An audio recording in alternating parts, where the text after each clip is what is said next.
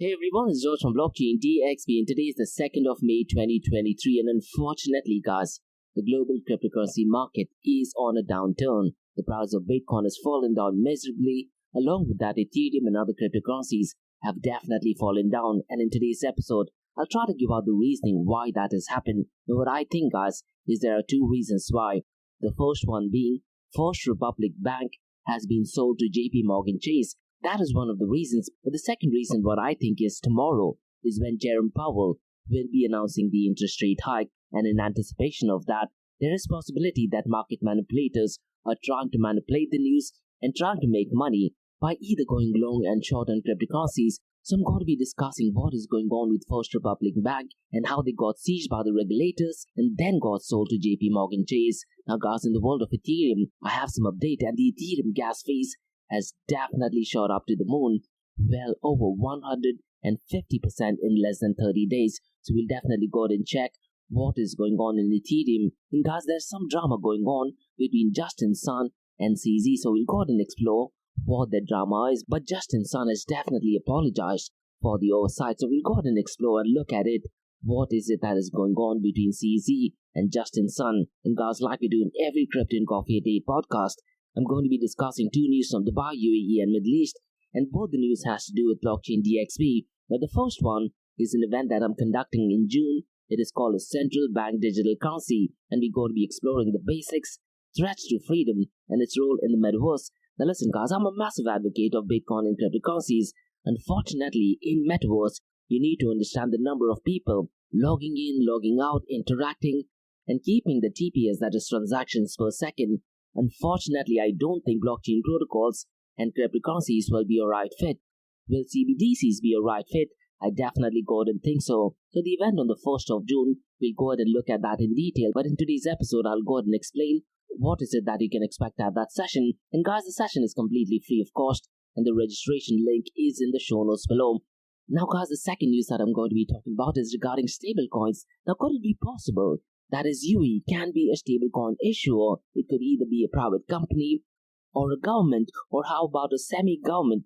They could start up issuing a stablecoins. Now if they were to do that, I have key recommendations what stablecoin issuers need to do. So I'll go ahead and share my thoughts and opinions on that. And guys, if Dubai or UAE does issue a stablecoins, I do think it'll be a game changer, and I do feel it'll give Dubai and UAE a competitive advantage, not just in the cryptocurrency space, but also in the finance sector as well. So quite a lot to cover in today's episode, so let's get started with it right away.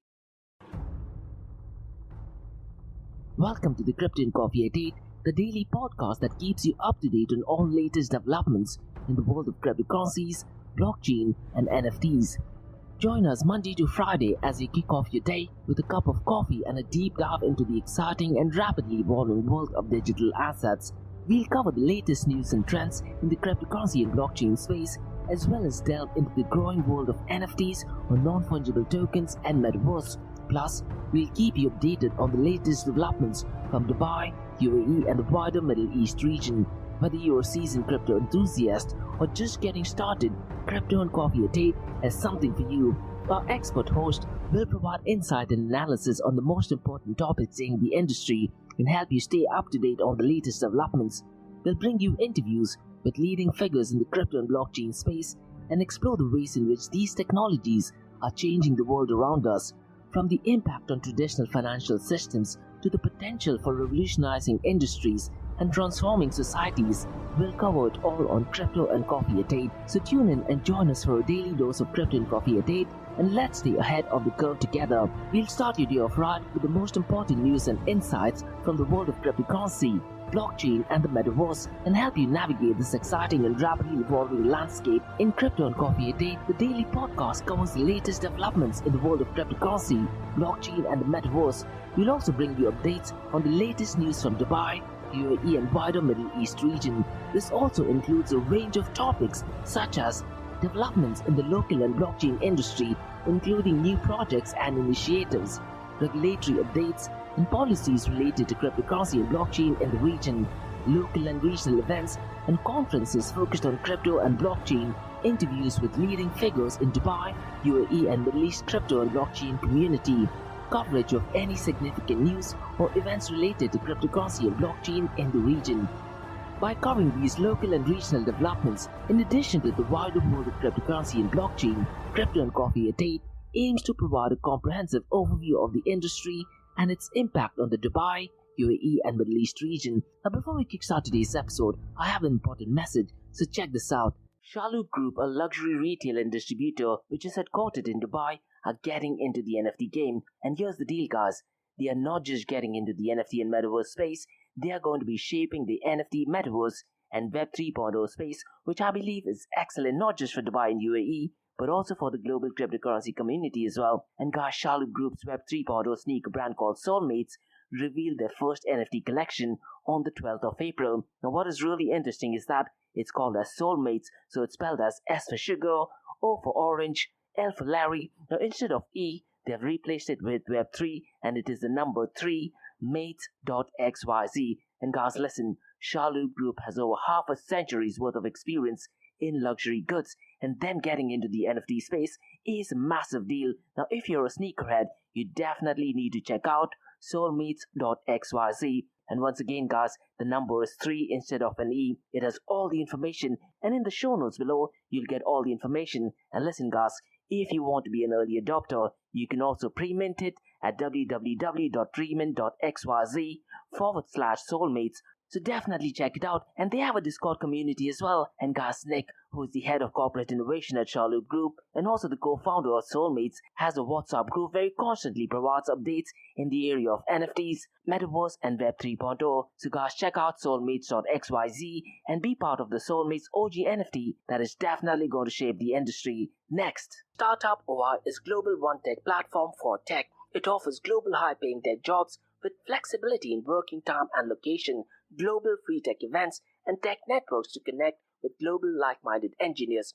A brilliant platform to listen to the tech experts in Metaverse and to grab their insights. Now listen, all you have to do is download the app Startup OI. If you're using an Android version, go to Google Store and App Store for iOS devices. Alternatively, you can also click on the show notes below to download Startup OI. Next, guys, listen, if you're into fitness, if you're into adventure, if you want to do something wild but still want to keep your health in check, there is a new podcast in town, a podcast focusing on obstacle course race in the Middle East. The podcast is called the Race Pace Podcast. So check out the Race Pace Podcast across all leading platforms. And the Race Pace Podcast is a peer-to-peer community-driven podcast where they talk all about obstacle course race in the Middle East, from Sandstorm to Spartan Race, from Tough Mudder to Desert Warrior Challenge, and also the Government Gov Games, and quite a lot more. The podcast has interviews with athletes locally and internationally to get inside scoop on how athletes prepare for obstacle course race. In the podcast, they also talk about interesting stories on why they are motivated to do obstacle course race. And that's not all. They also plan to release 7 NFTs. And these NFTs are no ordinary. These NFTs will represent every emirate in the UAE. And listen, guys, these NFTs are going to be absolutely massive. So do one thing, go to Spotify, go to iTunes, go to any leading podcasting platform and search for Rise in the Obstacle Course Race podcast. And finally, guys, not your keys, not your crypto. If you have dabbled with cryptocurrencies and now are seriously getting to protect your cryptocurrencies, there is no better way to protect it by using a hardware wallet. And this is where Ledger Wallet kicks in. And Ledger Wallets are hardware cryptocurrency wallets made by Ledger, a company headquartered in Paris, France. And Ledger's hardware wallets are multi-currency wallets that are used to store private keys for cryptocurrencies offline. And Ledger offers 2 hardware wallets, the Ledger Nano and Ledger Nano X wallets. They are world-class experts with extensive crypto security backgrounds. They continuously look for vulnerabilities in Ledger products in a constant effort to improve the level of security. Now, in today's world, securing these digital assets is a critical challenge, and this is where Ledger kicks in. So click the link below to buy your hardware wallet and support this podcast. It is a brilliant way to support this podcast. So what are you waiting for? The link is in the show notes below. Now, guys, since you've taken care of that, let's look at the global cryptocurrency market. Now, unfortunately, since the last 24 hours, the global cryptocurrency market has fallen down miserably. And as of today, it is at $1.15 trillion. And since the last 24 hours, it is down by 4.19%. And just guys, little over 2 weeks ago, I was under the impression, or I was suggesting, that the global cryptocurrency market might just cross a $1.50 trillion mark. Unfortunately, it is down by $350 billion in just a matter of few weeks. Now, the total cryptocurrency market volume over the last 24 hours is at $40.45 billion, and since the last 24 hours, it is up by 32.14%. The volume on DeFi is not looking good either. It is down to $2.84 billion. Listen, guys, this is an absolutely ridiculously low volume. We talk about decentralized finance competing with the finance industry. Unfortunately, the volume is ridiculously low, especially in terms of banking collapse. This number should have been at least 20 or maybe 30 times of what it currently is, and the total value locked has once again gone below the $50 billion mark, and as of today it is at $47.73 billion, with Lido clearly dominating with 23.97%, and $11.44 billion is locked in its protocol. Now, as of today, guys, the volume of DeFi accounts for 7.01% of the total crypto market 24-hour volume. Now, guys, in today's episode, I have some really interesting metrics, and this is to do with Uniswap. Now, if you look at the 24-hour trading volume, it is almost double since the last 24 hours. Yesterday, Uniswap's 24-hour volume was around the $500 million mark. Today, it is at $963.74 million. Now, clearly, this has happened because the cryptocurrencies are falling down, and what a lot of people are doing is they're trying to either sell the cryptocurrencies, and in doing that, they're using Uniswap. But PancakeSwap, which works on Binance, that has marginally gone up by less than $100 million since the last 24 hours, and the 24-hour trading volume is at $417.5 million. Core Finance is at number 3rd at $953.7 million. Camelot is at $72.93 million. Now, in yesterday's podcast, guys, I did look at the top 5 DeFi protocols, keeping in mind the 24-hour trading volume. Camelot wasn't even in the top 7. Yesterday, I do believe there was a protocol called as Dodo, which was at number 4. Now, the number 5th is MetaDex, and the 24-hour trading volume is $49.82 million. Now, guys, once again, the volume of stablecoins, not only is it ridiculously low, but it is accounting for 93.66% of the total crypto market 24-hour trading volume. This is absolutely horrendous. Now, the volume of stablecoins is at $37.88 billion, and guys, prior to 2021, what used to happen is every time the market used to crash, the volume of stablecoins used to actually pump up. But what I've been noticing, particularly since 2022, is that the volume of stablecoins is going down even when the global cryptocurrency market is on a collapse. Definitely not ideal. Now, out of this $37.88 billion volume of all stablecoins, Tether USDT accounts for $28.93 billion, followed by Circle USDC at $3.63 billion, and finally Binance BUSD at $2.89 billion. And guys, in a few minutes, I'll be looking at the price of Binance BNB, and to be honest, guys, I'm particularly not liking something, so we'll definitely go ahead and look at that. But before that, let's look at the market cap, 24-hour trading volume and dominance between Bitcoin and Ethereum. Now, Bitcoin's dominance is 46.06%, whereas Ethereum's dominance is 18.90%. So since the last 24 hours, the dominance of Bitcoin and Ethereum have marginally gone down. If you look at the market cap, Bitcoin's market cap is $539 billion, whereas Ethereum is $219 billion. And later on, guys, we are going to be discussing some news regarding the Ethereum gas fee. And looks like because of the Shanghai upgrade, the gas fee is definitely pumping up to the moon, which is not ideal. Now, the 24-hour trading volume of Bitcoin and Ethereum is relatively the same, which is a bit strange considering the fact that the market is collapsing. Now, Bitcoin's 24-hour trading volume is $18.3 billion, whereas Ethereum is $8.5 billion. Now, in today's episode, guys, I'll very briefly look at the market cap of Web3 protocols and privacy coins. Now, so far as Web 3.0 is concerned, Chainlink is clearly an outlier, and the market cap is $3.54 billion. And look, guys, I've said this over and over again. If you're into memes, follow the face group of Chainlink. They have, if not one of the best memes in the cryptocurrency world. Now, the market cap is $3.54 billion. And if you look at the price of Chainlink, guys, it is hovering somewhere between the $6 or $7 mark. Now, when the price of Bitcoin had actually pumped up and then when it was at its all-time high, there were anticipation that Chainlink will cross the $20 mark. I really don't think so that's going to happen in the foreseeable future. Now, the market cap of the second Web 3.0 protocol is Filecoin, and it is staying steady at $2.22 billion, followed by the Graph at $1.17 billion.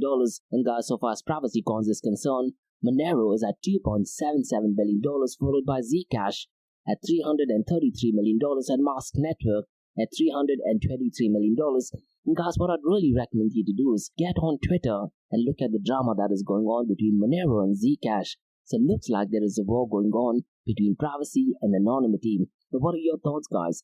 Are you someone who's using Monero? Or are you someone who's using Zcash? And if you do agree with the drama going on in the world of Twitter or crypto Twitter, mention them in the comments below. Now let's look at the king of all kings, that is Bitcoin. And the price of Bitcoin is $27,978.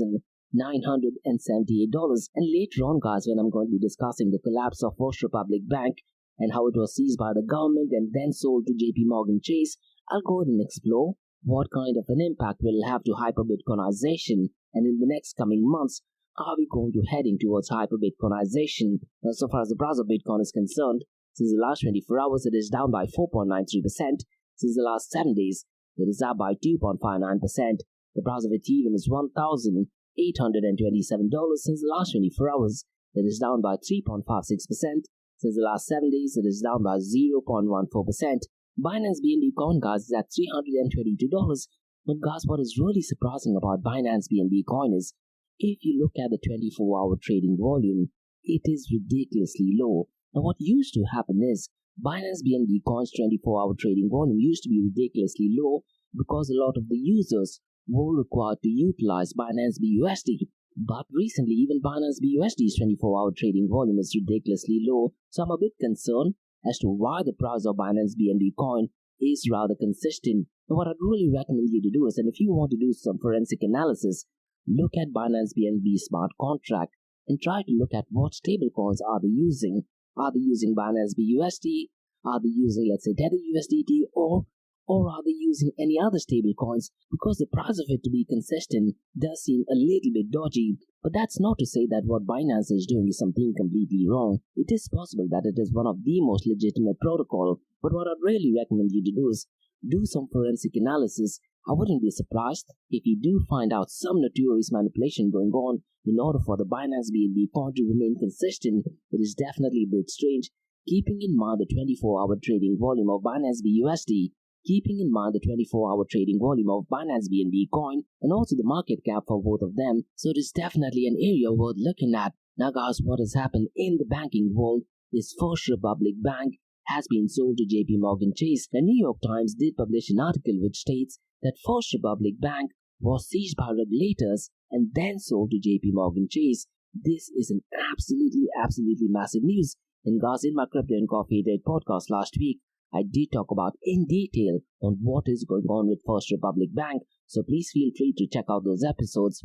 Now, what the article by the New York Times states is that as part of the deal, 84 of First Republic branches in 8 states reopened as JPMorgan branches were open on Monday. So definitely massive stuff. Now listen guys, Let's Grow Brandon is a narrative definitely in play here, and Biden actually said that shareholders would lose their investments, but depositors would be protected against federal regulators seized by First Republic Bank and sold to JPMorgan Chase. And guys, as you know, First Republic Bank is the second largest US bank by assets, so absolutely massive deal. But what I'm going to be discussing next is the potential impact on the decision-making process for US debt ceiling and the potential impact on hyperbitcoinization. But one thing you need to remember, guys, one of the biggest things that is going on in the Bitcoin world is tomorrow Jerome Powell will be announcing the interest rate hike. And could it be possible that there are some market manipulators who are trying to utilize this news and hoping that the prices of Bitcoin and cryptocurrencies goes down, and they would in turn buy Bitcoin and cryptocurrencies, and after the news is announced, hoping that the price of Bitcoin and cryptocurrencies tends to pump up. In the cryptocurrency world, in Wild West, everything is possible. But now guys, let me discuss what is it that is going on in First Republic Bank. Now you need to understand guys that it was the 14th largest bank in the US, and it was seized by regulators and then sold to JPMorgan Chase due to its financial struggles caused by the rise in interest rates. And guys, the takeover aims to stabilize the banking system and protect depositors while wiping out shareholders and debt holders, and the acquisition makes JPMorgan Chase even larger, which has drawn criticism from lawmakers concerned about increased consolidation in the banking industry. And guys, this takeover follows the previous failures of Silicon Valley Bank and Signature Bank, signaling potential risk for regional banks, and the government's action is expected to have an impact on the decision-making process regarding the US debt ceiling as well, as it highlights the need for financial stability and the regulations to prevent further crisis. Now guys, tomorrow, when Jerome Powell will be announcing the interest rate hike, what usually happens is he also has a question and answer session, and I'm pretty much sure the media is going to be asking him questions regarding what is going on with First Republic Bank, and it's going to be really critical to see what he says, because that would directly and indirectly have an impact on the price of Bitcoin and cryptocurrencies. And guys, one of the biggest events that is going to take place in US is the US debt ceiling. Now guys, the First Republic Bank being seized by the government and then sold to JPMorgan Chase, what kind of an impact will it have on the US debt ceiling? So let me give out a few points. I'd like to talk about 4 points in particular. That is the emphasis on financial stability, regulatory oversight, concerns about consolidation, and finally the impact on economic growth. So let me give out some points. Now whether you agree to it or disagree to it, mention them in the comments below. And you need to understand that the takeover of the First Republic Bank and its impact on financial system may influence the decision-making process regarding the US debt ceiling. And yesterday, guys, in my Crypto and Coffee Day podcast for the 1st of May, I did talk about Kevin McCarthy, who did actually agree to increase the US debt ceiling by $1.5 trillion, an absolutely chaotic world. But the first one that I'd like to talk about is the emphasis on financial stability. Now look, guys, the government's intervention in First Republic Bank underscores the importance of maintaining financial stability, and decision makers may prioritize measures that reduce the risk of banking crisis and promote the health of the financial sector. So far as regulatory oversight is concerned, the failure of First Republic Bank and other recent bank collapses may lead decision makers to reevaluate and strengthen regulatory oversight of financial institutions. They may seek to implement stricter regulations to prevent excessive risk-taking and ensure sound management practices. But listen, guys, the root cause of all this is excessive money printing, which was done by the left-leaning administration, and looks like that is the root cause of why such travesties are taking place in the banking industry. Now, so far as concerns about consolidation is concerned, the acquisition of First Republic Bank by JPMorgan Chase, making it even larger, may raise concerns about increased consolidation in the banking industry, and decision makers, guys, may explore policies to address this issue and prevent further concentration of power among a few major banks. And guys, in Dubai next week, there is a massive event taking place called as the Dubai FinTech Summit, and I'm pretty much sure we're going to be talking quite a lot about this news as well. And finally, guys, when you look at the impact on economic growth, the banking crisis and subsequent failures have led to tightening of lending, making it harder for businesses to expand and individuals to make significant purchases, and decision makers may consider the potential impact on economic growth when determining the US debt ceiling on financial stability, as financial stability is crucial for a thriving economy. Now, overall, guys, the takeover of First Republic Bank and its implication for financial system may prompt decision makers to prioritize measures that promote stability, strengthen regulations, address consolidation concern, and ensure sustainable economic growth when making decisions about the US debt ceiling. Guys, listen, the US debt ceiling will have severe consequences on the price of Bitcoin and cryptocurrencies. And one thing which I did mention in my Crypto and Coffee Day podcast few days ago, even few weeks ago, is that the debt ceiling refers to the limit on the amount of debt the US government can issue to meet its financial obligations, and this, guys, is determined by Congress and has implications for government spendings, borrowing, and financial markets. Now, while the mentioned bank's failure and acquisition could directly and indirectly affect the overall economic environment and financial stability, more specific details about potential impact on the decision-making process for the US debt ceiling are necessary to provide accurate suggestions. And this is exactly what Balaji Srinivasan is banking on. And are we heading towards hyperbitcoinization? What are the potential impact on hyperbitcoinization? Now listen, guys, hyperbitcoinization refers to a scenario in which Bitcoin becomes the dominant global currency. So when, let's say, you're interacting with people, you wouldn't ask them in terms of dollar value. You just deal in Bitcoin. But will that thing happen? Extremely unlikely. Now, this news regarding Republic Bank does not directly impact hyperbitcoinization, but over time, these news would accumulate, maybe indirectly lead us towards a way towards hyperbitcoinization. Now listen guys, while the banking crisis and financial instability can contribute to the appeal of decentralized currencies like Bitcoin, additional factors such as widespread adoption, regulatory changes, and technological advancements are typically considered in discussion about hyperbitcoinization. Now what are your thoughts guys? News such as this, could it trigger a world of hyperbitcoinization? Mention your thoughts and comments in the comment sections below. Now guys, let's discuss some news regarding Ethereum. Now Bitcoin.com reported that Ethereum network fees have experienced a significant upswing following the implementation of the Shapela upgrade which took place on the 12th of April. And guys, in the last 30 days, on-chain fees have soared over 153% from a prior rate of $4.65 per transactions to a current average of $11.80 per transaction. Now guys, if we go through the article, the data highlights a substantial surge in costs associated with Ethereum network transactions, indicating a notable increase in on-chain activity, and on-chain fees on Ethereum gas have soared by 153% in a month. So if you're someone who's using Ethereum gas, look at the transaction fees. Now whether you agree to it or disagree to it, mention them in the comments below. Now guys, let's discuss some drama that is going on between Justin Sun and CZ. So at a macro level, the news that is circulating is Binance CEO CZ is preventing Justin Sun from participating in the SUI token launch. Now some of the key points that you need to understand is that Binance did actually announce the farming of SUI tokens for users on the 30th of April by staking the Binance BNB coin and TUSD in the launch pool. And what happened is that Justin Sun, the CEO of Tron, made a large volume transfer of TUSD transfer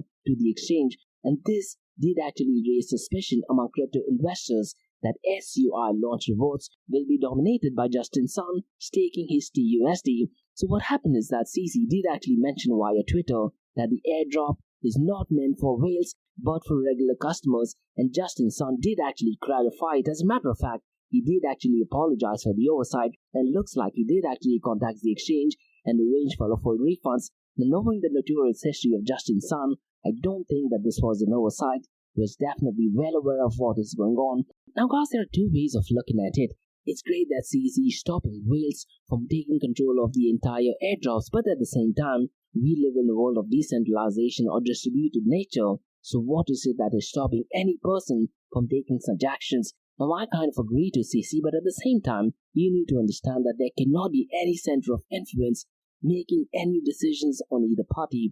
And guys, historically, Justin Sun and CZ have not been in good terms, but nonetheless, looks like this matter has been solved. And if you look at it from an ethical point of view, definitely a good move by Justin Sun as well as from CZ. Now guys, let's discuss two news from Dubai, UAE in the Middle East. And the first news is regarding an event that is taking place on the 1st of June, and this is called a Central Bank Digital Currencies, the Hype Reality and New World Order. Now this event guys is on the 1st of June, taking place between 11 a.m. to 12:30 p.m. Gulf Standard Time. Now if you want to register for this event, the registration link is in the show notes below. Now the session guys on Central Bank Digital Currency is going to be broken down into three parts.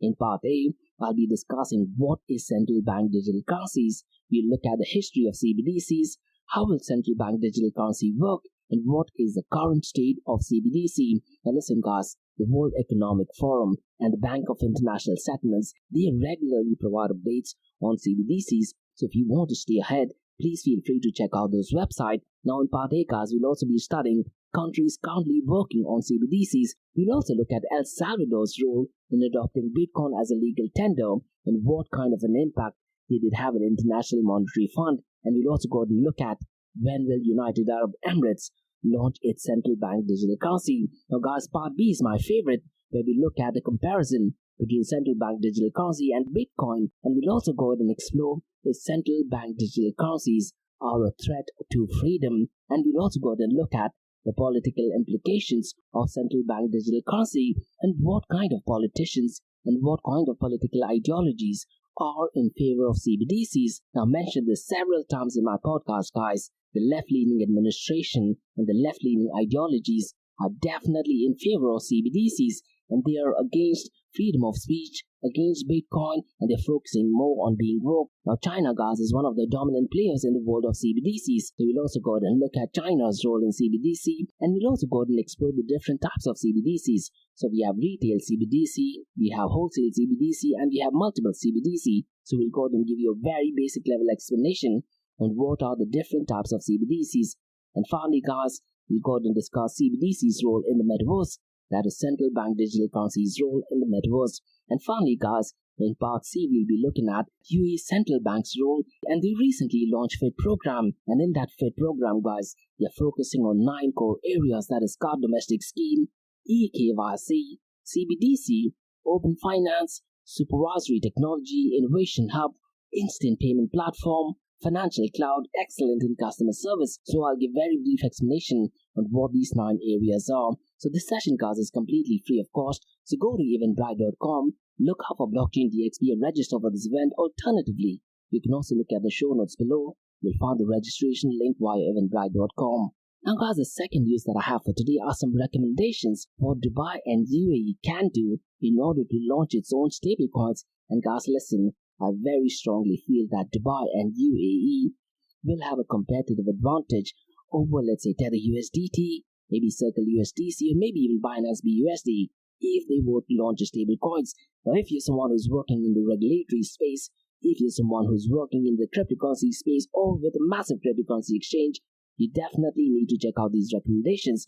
Because look, guys, one of the biggest advantages that UAE and the Middle East has is the government is very proactive, and we have clear regulations and guidelines. So let me share some points on why UAE and Middle East can go ahead and launch its own stable coins. And if they were to do that, they will have a competitive advantage. Now you need to understand, guys, that creating stable coins require a comprehensive understanding of economics, finance, blockchain technology, and understanding of regulatory frameworks. It is also important to consult with legal and financial experts throughout the process to ensure compliance and mitigate risks. And one of the big questions you need to understand is, would it be better for the UAE or the state to issue a central bank digital currency instead of, let's say, stable coins? So please make sure you consult with, please make sure that you consult with Islamic financial experts, Sharia scholars, and legal advisors who are specialized in Sharia compliant finance to ensure the stablecoin's adherence to local guidelines and are Sharia compliant.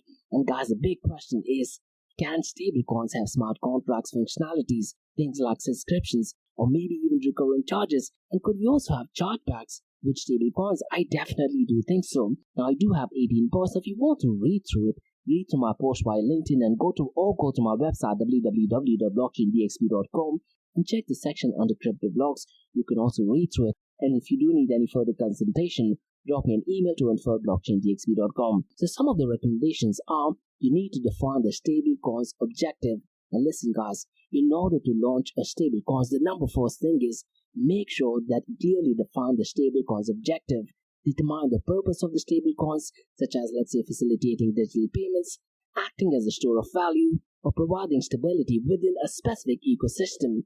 The second is select a stablecoin model. That means you need to choose a stablecoin model based on the desired stability mechanism.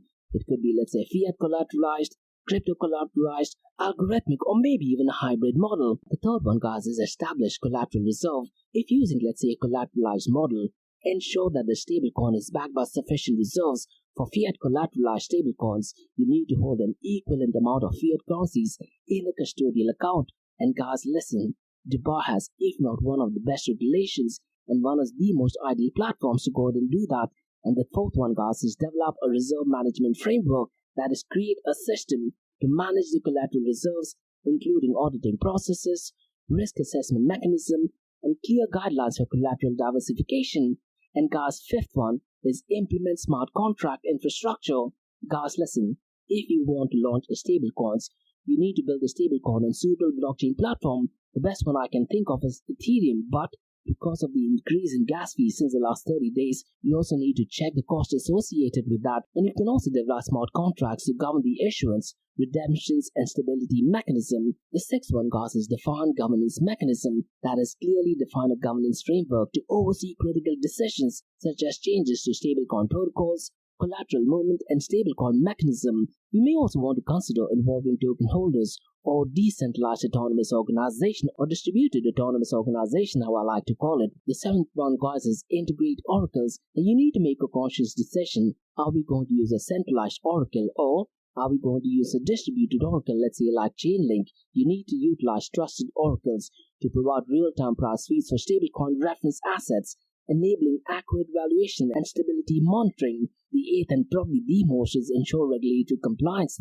Now what I mean by that is you need to comply with relevant financial regulations and legal requirements such as KYC, and if you're launching it, let's say in Dubai and UAE, you definitely need to follow the guidelines and thoroughly understand of it being Sharia compliant. The ninth one, guys, and this is something which I do believe Bitfinex and the USDT will definitely agree to or give a knock on, is audit smart contracts. You need to conduct regular security audits on the stablecoin smart contracts to identify and mitigate vulnerabilities or potential attack vectors. The 10th one, guys, is establish a stability mechanism, that is, determine a stabilization mechanism such as a peg for a specific asset or a targeted algorithmic adjustment to maintain price stability in line with the desired objective. The 11th one, guys, is monitor stability indicators. Develop monitoring tools to track stability indicators, including price volatility, market volatility, collateralization ratios, and redemption requests in order to take appropriate corrective measures. The 12th point, guys, is implement automatic adjustments, and this, guys, is so critical, and because of this, Terra Luna completely went belly up. Now you need to set up rules or algorithms to automatically adjust stablecoin supply and collateralization ratios based on real-time market conditions and stability indicators. The 13th one, guys, is conduct external audits, and this is once again which I do feel Bitfinex and Tether USDT will definitely agree to or disagree to. Now you need to engage reputable third-party auditors to conduct regular audits of the stablecoin reserves, collateralization, and government processes to provide transparency and build trust. And could it be possible, guys, that an average user can also go ahead and have a look at this audit? The next point, guys, is foster liquidity. You need to collaborate with reputable cryptocurrency exchanges and liquidity providers to ensure sufficient trading volume and market liquidity for stablecoins. And this is the reason why, guys, I very strongly feel that Dubai and UAE does have a competitive advantage over other cities and countries. Finally, guys, educate users. Develop educational resources and user guidelines to help users understand stablecoins features, benefits, risks, and redemption processes. 16th, guys, engage with the community. Foster an active and engaged community around stablecoins, providing regular updates, addressing concerns, and gathering feedback to improve stability and user experience. The last 3 points, guys, is establish clear redemption mechanism, that is, define the purpose and conditions for users to redeem stablecoins for the underlying collateral or other agreed upon assets, ensuring transparency and reliability.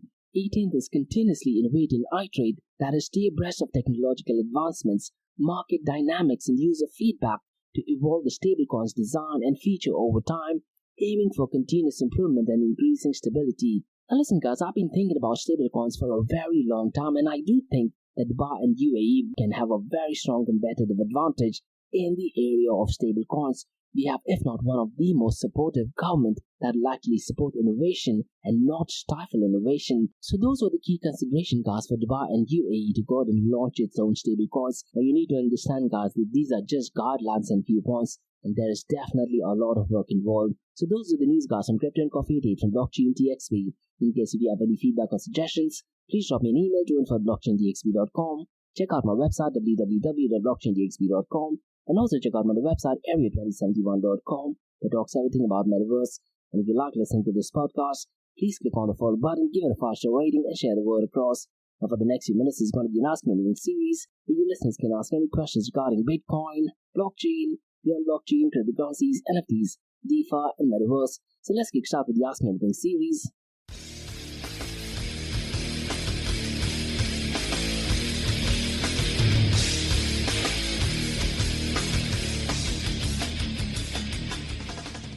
Hey everyone, it's George from Blockchain DXB listening to the Ask Me Anything series, where you listeners can ask any questions regarding Bitcoin, blockchain, beyond blockchain, cryptocurrencies, NFTs, DeFi, and metaverse. I have a question by James who asks, what is happening and are we heading to the biggest banking collapse, and can Bitcoin be our savior? Now unfortunately, Jamie, it looks like history is repeating once again, and this is unfortunately more to do with US, and really I'm not sure how the banking industry is surviving in other parts of the world. And so far as UAE is concerned, I'm reading at gulfnews.com and it looks like the banking industry is doing absolutely phenomenal. Now really I'm not sure what the legitimacy to that is, but it looks like the banking industry in UAE is definitely doing great. Now going back to your question, the banking industry is definitely collapsing in the US, and can Bitcoin be our savior?